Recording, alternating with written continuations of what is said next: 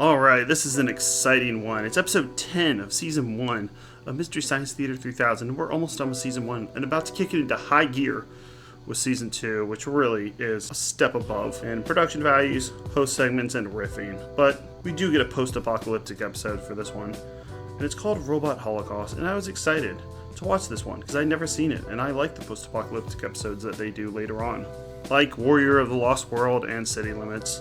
But Robot Holocaust is which is par for the course for season 1 episodes, a horrendous movie, and it's actually directed by Tim Kincaid, and I should put in not safe for work label.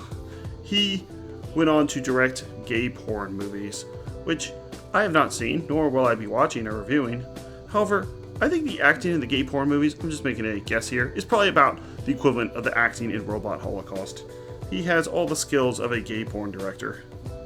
This movie is poorly paced, has no action in it, has a rip-off C-3PO, robot, and even a genre that I love, like post-apocalyptic sci-fi movies, which you think would be hard to screw up. It's such an interesting universe, they screw it up.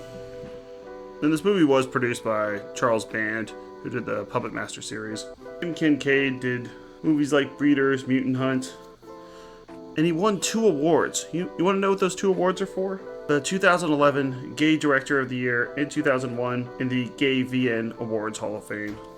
Oh man, this is going to be a chore to get through. But let's start out on a nicer note and get to the host segments on the Satellite of Love, which are a bit funnier. I was looking forward to this film. I'm so disappointed. $10,000 in the bag, unmarked bill, right now. Fingers, and you're gonna have to reattach at the nearest hospital with laser surgery. It's really cool. They do that. Larry, Robot Holocaust, and it's in color. But it's edited for television. Hey, look, it's Aaron Spelling's house. Boy, that place sure isn't up to code. God, Crow's riffs are so good. Like, I literally have to stop it and go, Aaron Spelling, it's the producer, writer? So what he's referring to is that in the 80s, Aaron Spelling, who was a famous television writer and producer, bought a house that used to belong to Bing Crosby. He demolished the entire thing, which is what he's referring to here, and built a 123-room home known as the Manor, which has 56,000 square feet and is the largest single-family dwelling in Hollywood. And they listed this house for sale in 2008 for $150 million. Goddamn Crow. He was pretty funny. So quick, too. Aaron Spelling's house. I think a lot of people ripped on him at the time for having such a ridiculously huge house. 50 Cent had a house that was like 50,000 square feet. Aaron Spelling was 56,000 square feet. Amazing. Here's a demonstration of the amazing acting you get in this movie. We have no history. We have always been here. So you have a history. Who can exist here without the device. You can help lead us to the power station. I know where it is. Take us to it. Maybe. If that is your desire, I will kill you. If you live that long. Kai, what do you say to Hello. us? Maybe none. Alright, I'll do a brief synopsis. Well, read a brief synopsis of this mess of a plot that we have for this movie. And let's see if the Mystery Science Theater crew can save us from the terrible acting and C-3PO ripoff after society was almost destroyed in a robot rebellion in 2033. Wow, it's only a few years away. Once again, making the mistake of not setting it farther in the future. We've been over this before. Set your movies 100 years in the future.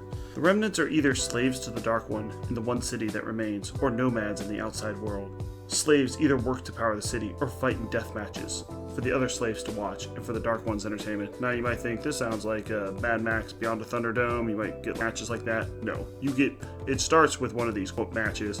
It's literally just people standing around in a circle having a corny fist fight. The games are used to weed out of the population the biggest and strongest to prevent rebellion in New Terra, the last city on Earth. Yeah, they But would fear fall itself. before the might of our transpots. Perhaps it is time to send Torque. This movie almost gets saved by the very beautiful but horrendous acting of Valeria, who does the bidding of the Dark One. She's played by Angelica Yeager, and unfortunately this is only 2 acting credits she did. My guess is she was a model. She is very good to look at, and her accent is hilarious. It changes all the time. But acting in this whole movie is all bad, so she's not even the worst. But at least Tim Kincaid gave us something to look at. Well, outside of the homoerotic scenes he just throws in randomly too. Just be like, hey, I direct gay porn. It's like, go back to the girls. You can watch the Mystery Science Theater Robot Holocaust on the official Mystery Science Theater YouTube channel for free. And they've actually been doing this recently where they throw in extras. So stuff that was on the DVD. No one's really buying DVDs as much anymore. So they're throwing this stuff up on YouTube to get that sweet AdSense. And I think this is a great idea because they have an interview with Josh Weinstein, who will be leaving after this season. He does the voice of Tom Servo and is Dr. Forcer's sidekick. And he's explaining that it actually wasn't a bad idea to leave this series, that he became pretty successful. But I get the inkling in this interview that he still kind of regrets leaving. He leaves after the first season and gets replaced by TV's Frank. He went on to work for talk shows and worked for really good TV series like Freaks and Geeks.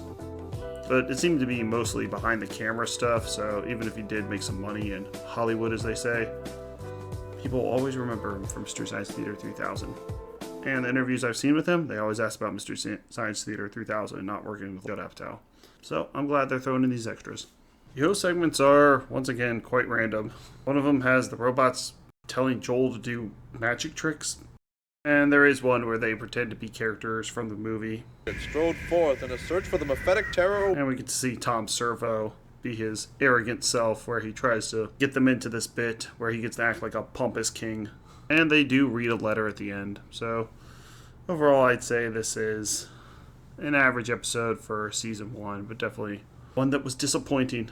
Oh, Joel, I'd like to tell Crow that he's funny. Hey. Next up is episode 11 of season 1, Moon 02, a movie that came out in 1969 and is also in color. Wow, we're getting some better movies now. And check out our playlist for all episodes of Mystery Science Theater 3000. We're going to do all 230 of them. Tales of the Dark Side, we're more than halfway done. Monsters is finished. Fear Itself just finished. Cowboy Bebop, Black Mirror, and Pet Shop of Horrors. Thanks a lot.